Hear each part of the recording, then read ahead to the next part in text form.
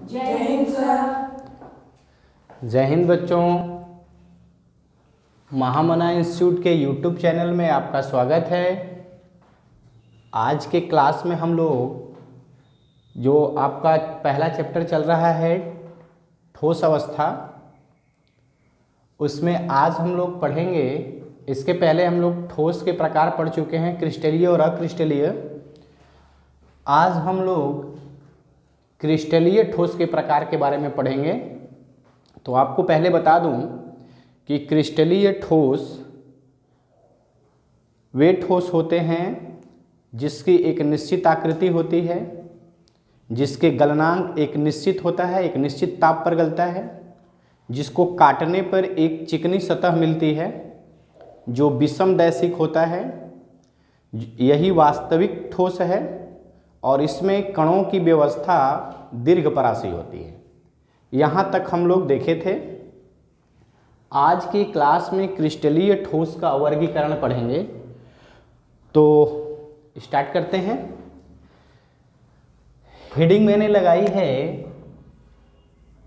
क्रिस्टलीय ठोसों का वर्गीकरण। तो इसमें लिखा गया है ये 4 प्रकार के होते हैं। यहाँ पे चार्ट के माध्यम से मैं आपको एक ही साथ इन सभी में अंतर के साथ आपको सिखाने का कोशिश कर रहा हूँ। तो पहले कॉलम में लिखा हुआ है ठोस का प्रकार, दूसरे में अवयवी कण, तीसरा आकर्षण बल और चौथा कॉलम है उदाहरण का। यहाँ जो अवयवी कण है, अवयवी कण का मतलब ये ठोस किससे मिलके बना है? परमाणु से, अणु से, आयन से, इलेक्ट्रॉन से, किससे बने हैं? आकर्षण बल का मतलब कि इनके अवयवी कणों को बांधने वाला बल कौन सा है, ये आपस में किस बल से बंधे हुए हैं, और फिर इनके उदाहरण दिए गए हैं। तो सबसे पहला जो हेडिंग है वो है आणविक ठोस। आणविक ठोस का मतलब होता है कि ऐसा ठोस जो अणुओं से मिलकर बना है, और अणु वह होता है जो परमाणुओं से मिलकर बना होता है। एक से अधिक परमाणु जब आपस में जुड़ते हैं तो अणु का निर्माण करते हैं। जैसे हाइड्रोजन कहीं लिखा हो H, तो यह एक परमाणु है, परंतु यही एक से अधिक हो जाए, H2 हो गया, 2 हो गया, तो ये अणु कहलाएगा।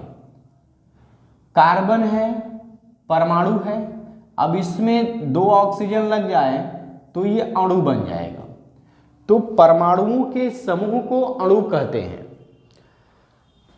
तो ये जो आणविक ठोस होते हैं ये अणुओं से मिलकर बने होते हैं।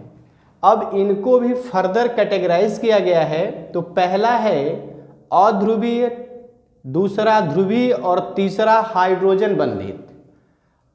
अध्रुवीय, ध्रुवीय का मतलब क्या है समझिए। अध्रुवीय का मतलब है जैसे H2 है तो एक हाइड्रोजन दूसरा हाइड्रोजन, दोनों की विद्युत ऋणात्मकता मतलब बंध के इलेक्ट्रॉन खींचने की क्षमता बराबर है, इसलिए इसमें कोई ध्रुव नहीं बनेगा। जितना यह इलेक्ट्रॉन खींचेगा हाइड्रोजन बायां वाला, उतना ही दायां वाला भी खींचेगा। इस वजह से इसमें कोई ध्रुव प्लस माइनस का चार्ज नहीं बनेगा, तो यह अध्रुवीय कहलाएगा। या इसकी एक पहचान यह भी होती है कि अगर एक तरह के परमाणुओं से कोई अणु बना है तो उसको अध्रुवीय अणु कहते हैं, जैसे H2, O2, I2, ये सभी। इसके अलावा एक इसका यह भी पहचान है कि अगर एक से अधिक तरह के अणु से बना है जैसे CO2, तो उन परमाणुओं के विद्युत ऋणात्मकता में बहुत कम का अंतर होना चाहिए। जैसे कार्बन ग्रुप 14 का तत्व है और ऑक्सीजन ग्रुप 16 का तत्व है, इस वजह से इनकी विद्युत ऋणात्मकता में बहुत ज़्यादा का अंतर नहीं है। तो यह भी CO2 भी अध्रुवीय अणु कहलाएगा, क्योंकि कार्बन और ऑक्सीजन की विद्युत ऋणात्मकता में ज़्यादा का अंतर नहीं है।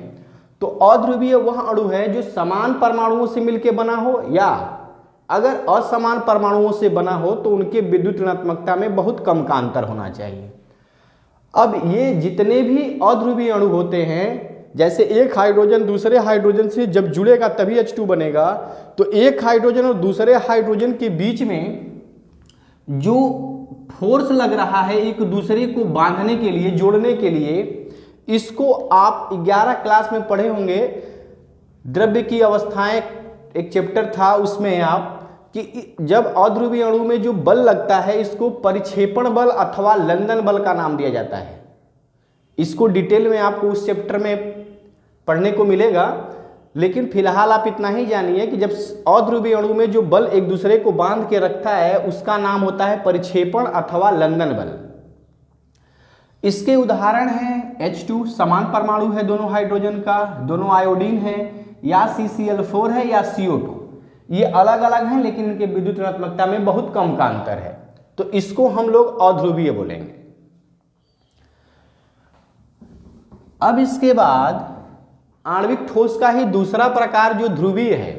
ध्रुवीय का मतलब होता है कि अब ये समान परमाणु से मिलकर बनने वाला अणु नहीं है, बल्कि विभिन्न प्रकार के परमाणु से मिलकर बनेगा, जैसे HCl, जैसे SO2, और इसमें ध्रुव बनेगा। ध्रुव का मतलब कि एक साइड प्लस का सेंटर बनेगा और एक साइड माइनस। जैसे क्लोरीन इलेक्ट्रॉन खींचता है, विद्युत ऋणात्मक तत्व है, प्रबल विद्युत ऋणात्मक तत्व, और हाइड्रोजन छोटा है, ये इलेक्ट्रॉन दे देता है, इसलिए इस पे डेल्टा प्लस आएगा। और जहां प्लस और माइनस आता है वहां पे ध्रुव बनता है। इंग्लिश में इसको पोल बोलते हैं, एक प्लस का पोल एक माइनस का पोल। तो अब दो पोल बड़े, डाइपोल बन गया, इसलिए इसको ध्रुवीय बोलेंगे। तो अलग अलग परमाणुओं से जो अणु बनता है उसे ध्रुवीय बोलेंगे, और इसमें तत्वों के विद्युत ऋणात्मकता में ज्यादा का अंतर होता है। तो इसमें जब एक ध्रुवीय अणु के एक परमाणु को दूसरे परमाणु से जो बांधने वाला बल है उसका नाम होता है ध्रुवीय बल। प्लस और माइनस के कारण इसमें आपस में जो बल लगता है ये परमानेंटली प्लस माइनस नहीं होते हैं, पार्शियली होते हैं। इसमें आंशिक रूप से प्लस और माइनस आता है। परमानेंटली या पूर्णतः प्लस या माइनस अभी आगे वाले हम लोग पढ़ेंगे ठोस के प्रकार, उसमें आएगा। यहां पर पूर्णतः नहीं, अंशतः होता है। तो इसके उदाहरण है HCl और SO2। दोनों ही अलग अलग, हाइड्रोजन अलग परमाणु है, क्लोरीन अलग, सल्फर अलग, ऑक्सीजन अलग।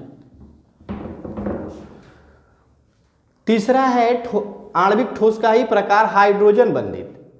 हाइड्रोजन बंध में यह होता है कि जब कभी भी हाइड्रोजन इन तीन तत्वों के बीच में, जिसको फोन के नाम से जानते हैं, FON, फ्लोरीन, ऑक्सीजन और नाइट्रोजन के बीच में आता है, तो वह क्या करता है कि हाइड्रोजन के पास एक ही इलेक्ट्रॉन है, तो एक तत्व के साथ एकल सहसंयोजक बंध से जुड़ जाता है और दूसरे तत्व के साथ एक दुर्बल आकर्षण बल के द्वारा बंधता है। यह एक आकर्षण का बल होता है जिसको डॉटेड लाइन से प्रदर्शित करते हैं, और इसी को हाइड्रोजन बंध का नाम दिया गया, हाइड्रोजन बॉन्ड। तो यहां पर क्या होता है, जैसे हाइड्रोजन फ्लोराइड के एक अणु दूसरे हाइड्रोजन फ्लोराइड के अणु से जुड़ेंगे तो उसमें आपस में हाइड्रोजन बंध पाया जाता है। या जल के अणु, एक जल के अणु दूसरे जल के अणु से जुड़ते हैं, जैसे देखिए ये ऑक्सीजन, ये हाइड्रोजन, फिर ये ऑक्सीजन, फिर ये हाइड्रोजन और ये हाइड्रोजन। अब यहां पर देखिए ये हाइड्रोजन दो ऑक्सीजन के बीच में है, तो यहां पर एक हाइड्रोजन बंध बनेगा। तो इस तरह से आप देख रहे हैं कि जल के अणुओं के बीच में हाइड्रोजन बंध बन रहा है, क्योंकि यह वाला हाइड्रोजन दो प्रबल विद्युत ऋणात्मक तत्व ऑक्सीजन के बीच में आ रहा है। इसकी खास पहचान होती है कि इसमें डॉटेड लाइन लगा होता है, आप इससे पहचान लेंगे कि हाइड्रोजन बंध है। या देखिएगा कभी भी हाइड्रोजन इन्हीं तीन तत्वों के बीच में रहेगा, या तो फ्लोरीन, या तो ऑक्सीजन, या तो नाइट्रोजन। जैसे कि बर्फ लिखा है, H2O जो होता है भौतिक अवस्था है बर्फ जल का, जबकि रासायनिक फार्मूला तीनों अवस्थाएं ठोस द्रव गैस में H2O ही होता है। तो ये था हाइड्रोजन बंध वाले आयनिक ठोस। तो अभी हम लोग क्रिस्टलीय ठोस के वर्गीकरण का केवल पहला प्रकार आणविक ठोस, उसमें तीन अध्रुवीय, ध्रुवीय और हाइड्रोजन बंधित, उसके बारे में पढ़ें। अब हम लोग क्रिस्टलीय ठोस का जो अगला वर्गीकरण है वो है आयनिक ठोस, इसके बारे में पढ़ेंगे। देखिए आयनिक ठोस का मतलब कि ऐसा ठोस, ऐसा सॉलिड जो आयनों से बना होता है, और आयन वो होते हैं जो इलेक्ट्रॉन को लूज करके, इलेक्ट्रॉन दे करके धनायन बनाते हैं, उनको हम धातु बोलते हैं, और जो इलेक्ट्रॉन ग्रहण करके ऋणायन बनाते हैं उन्हें अधातु कहते हैं। तो आयनिक ठोस वह ठोस होता है जो आयनों से बना होगा, प्लस और माइनस से मिलकर बना होगा, और इनके बीच में, प्लस और माइनस के बीच में जो बल काम करता है उसको कूलाम्बिक बल या स्थिर वैद्युत बल बोलते हैं। ये स्थिर वैद्युत बल मतलब प्लस और माइनस के आकर्षण के कारण आपस में जुड़े होते हैं। तो आप दूसरी हेडिंग देख रहे हैं आयनिक ठोस, ये आयनों से मिलके बने होंगे, और इन आयनों के बीच में जो बल काम करता है उसे कूलामी या स्थिर वैद्युत बल कहते हैं। उदाहरण दिया है NaCl। NaCl में आप देखेंगे तो सोडियम प्लस होता है एक और क्लोरीन पर एक माइनस, तो ये प्लस माइनस के कारण बन रहा है। दूसरा उदाहरण MgO, मैग्नीशियम पे 2 प्लस, ऑक्सीजन में 2 माइनस। आप देख रहे हैं कि प्लस और माइनस के कारण ये बन रहे हैं। एक बात याद रखिएगा, आयनिक ठोस हमेशा धनायनों और ऋणायनों मतलब धातु और अधातु के मध्य ही बनता है, जबकि आणविक ठोस अधातु अधातु के बीच में ही बनता है। तो आप हमेशा याद रखिएगा, जैसे ही आपको कहीं धातु अधातु दिखे तो दिमाग लगाइएगा कि वो आयनिक ठोस ही होगा, और इसके अणुओं के बीच में कूलामी या स्थिर वैद्युत बल बना होगा।